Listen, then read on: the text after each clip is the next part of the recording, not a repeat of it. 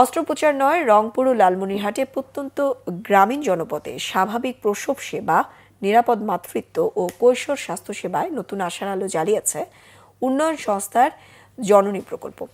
প্রান্তজনদের এই সেবা এখন একমাত্র ভরসার। সেবা পেয়ে খুশি সাধারণ মানুষ। রংপুর থেকে জুয়েল আহমেদের রিপোর্ট, ক্যামেরায় ছিলেন শাহনেওয়াজ জনি। দিনরাতে দল বেঁধে স্বাস্থ্যসেবা নিতে আসছেন নতুন মায়েরা।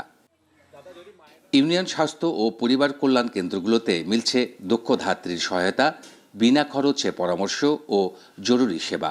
একজন মা যখন আসে আমাদের কাছে তখন আমরা চেষ্টা করি যে কমপক্ষে 4টা সেবা দেওয়ার জন্য, এবং নিরাপদ প্রসব দেওয়ার জন্য চেষ্টা করি। আর আমাদের প্রতি মাসে এখানে 20 থেকে 25টা নিরাপদ সেবা হয়। ডেলিভারির যে সেবাটা, এই সেবাটা মায়েদেরকে খুব যত্ন সহকারে আমরা করি, এবং ডেলিভারির যে যত ওষুধ বা স্যালাইন, ইনজেকশন যা যা লাগে সব কিছু ফ্রিভাবে এখান থেকে হয়। স্থানীয় নারীরা বলছেন, এই প্রকল্প না থাকলে প্রসবকালীন ঝুঁকি বাড়ত, অনেকেই হাসপাতালে যেতে পারতেন না।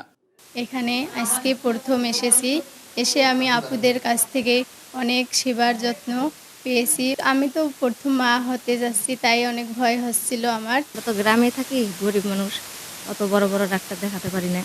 তো এখানে সেবা পেয়ে ভালো লাগতেছে। এখানেই আমরা সেবা পাইছি ভালো। এখানে আমার বাচ্চাও এখানেই নর্মালি হয়েছে। প্রথমবার মা হয়েছি, এখানে চেক আপের জন্য আসছি। শুনেছি এখানে অনেক অনেক সুবিধা আছে, ফ্রিতে ওষুধপাতি দেয়, সেই জন্য আসছি। মন খুলে সব কিছু প্রকাশ করতে পারি এবং তারা আমাদের চিকিৎসা দেন, বিভিন্ন পরামর্শ দেন। আমরা সে অনুযায়ী চিকিৎসা নেই ওনাদের কাছ থেকে।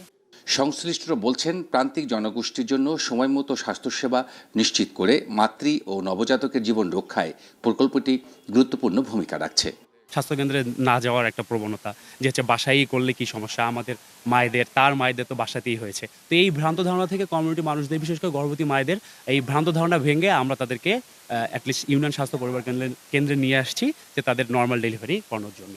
এই 2 জেলার 40টি ইউনিয়ন স্বাস্থ্য ও পরিবার কল্যাণ কেন্দ্রে 23,000 স্বাভাবিক প্রসব সেবা দিয়েছে প্রকল্পটি। জুয়েল আহমেদ, বাংলা ভিশন, রংপুর।